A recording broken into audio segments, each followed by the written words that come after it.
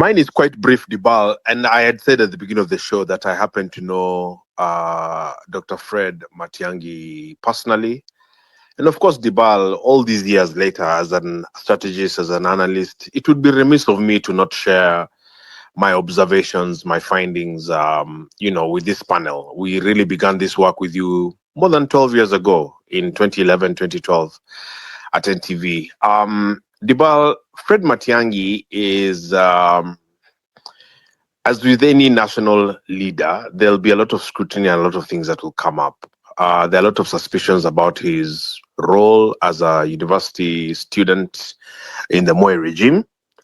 But because that's a bit far back, and there are those who will query that, and even why he goes by the name Fred and not Frederick. Because sometimes Dibal, when you scratch the surface and go to details, you'll always find something. I just feel that from just my own observation, that he is also the embodiment of this kind of culture that we talked about earlier. Fred Matiang'i is a worker, for sure. He's a worker. He's pompous. He's aggressive. He will go towards a goal, but also at what cost? At what human cost? In my own experience, you will talk about something, and I've had professional meetings with him. And then the issue now that comes out is the issue of character, that a leader says, this is what I will do, this is how we will do it, and then actually do it. So there are questions here. It's not for nothing. There was a lot of disregard of court orders, just the handling of dissidents, the handling of Miguna is just one example. But as a strategist now, Dibal, if you'll allow me, Matiang'i actually had a chance at that time, 2021, 2020, post-COVID, etc. He actually had a chance to mold and model himself as a candidate and take the stab at that time. Now, there are some major blunders he made politically. For example, what Matiang'i did because he's a worker is the president used him to do his own work. So those of you who know Uhuru Kenyatta deeply, people like Kabando here, people like Professor Macharia Munene here, people like Professor Herman Manyora here, okay, and I'm just being very neutral and professional. Uhuru would like to take Monday off. Uhuru would like to just kind of run the country in a lackadaisical fashion. Like, Mimi Msinisumbue, if you want to talk to me, pigia Fred, ambassadors, don't bother me, etc. So Fred Matiang'i, in essence, then was running the country almost as, quote, the president. One of the major blunders they did, therefore, was the Azimio coalition looked at elections as just a mere formality. So that when they paraded Raila, the former prime minister, as a candidate, Fred Matiang'i then swaggered like, okay, we have agreed with my boss, President Uhuru, that this is the candidate, and the deputy president Ruto has no chance. So this is how it's going to be, whether you like it or not. And I believe his PS, Karanja Kibicho, made public statements repeatedly to that effect, specifically on Citizen TV. In fact, he went a step further and said, our polls show that Raila is ahead, and those who don't like it can buy ropes and hang themselves.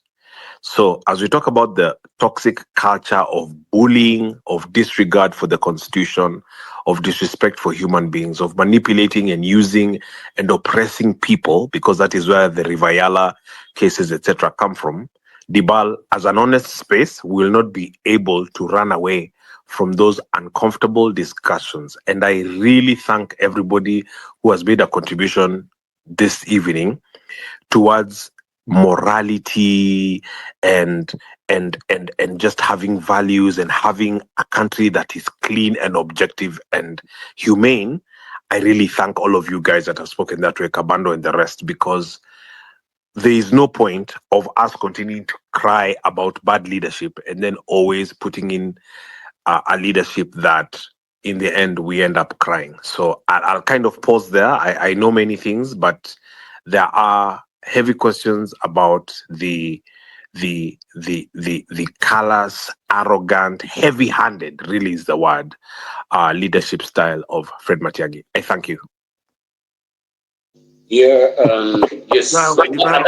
Just a moment, Professor and Honorable Richard Onyonka, because I think also Kabando has raised serious issues here, speaking quite furtively and in a very nuanced way, that yes, there's a cloud bank of doubts and integrity questions also around the candidature of Fred Matiang'i that he will not really run away from. He has to answer the questions of Yala, of course, and that extra, judicial killings that really happened so far. This is still hanging very freshly on the rafters of our minds. Wealth accumulations and the transparency. He was under investigation. I don't know how that really fared on, or it tapered just off with the Ethics and Anti-Corruption Commission regarding the accumulation of his wealth during his tenure as a cabinet secretary. The IDP funds, there are a lot of them, and quite more poignantly, we know of the Ruaraka land scandal, right? Involving controversial 1.5 billion shillings payout for land allegedly already owned by government.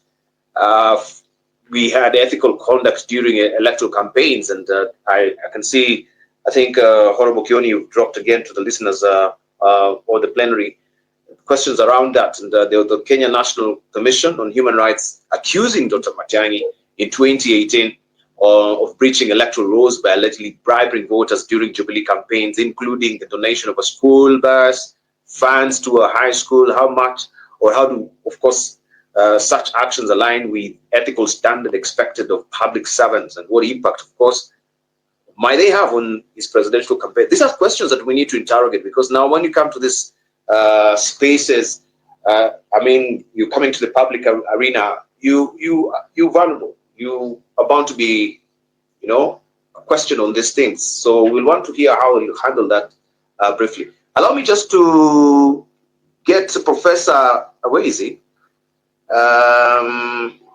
As he dropped, Professor Gitila Naituli. Before I come to you, Professor Richard Onyonka, Senator Richard Onyonka, briefly, and then we can hear also from Honorable Nyikao. And then we go to the plenary because of time as well. Thank you. Gitila Naituli? Yes. Now, without benefit of extensive research, I'll tell you what is attracting people to Matiang'i, what is making him become the topic. I was in Aguru. I've just arrived in Nairobi. I interacted a lot with the people over there. I was in Meru before that, interacted with a lot of people. People think that the system they have is rotten beyond repair. People believe that Kibaki, with all his success, he failed in one respect, that the government we had after independence, that is Kenyatta One government, should have settled the question of impunity. Should have gone after the Gaborios, after all those Kenyans who oppressed others, who betrayed the country with the Mzungu. The people feel that when Moi came, he continued the impunity, continued a criminal enterprise. Instead of running a state, he ran a criminal enterprise, and therefore should have been held accountable. People think the person who should do that should have been Mwai Kibaki. And Mwai Kibaki done that, then we will not be having what we are having now. We will not be having what in Jubilee did to the country before it handed over to Kenya Kwanza. Now, for some reason, that I said I don't have data to explain it, people think that Matiang'i will put to an end the impunity which has been in the country. People think that William Ruto, even if you were to win the election, he will refuse to leave.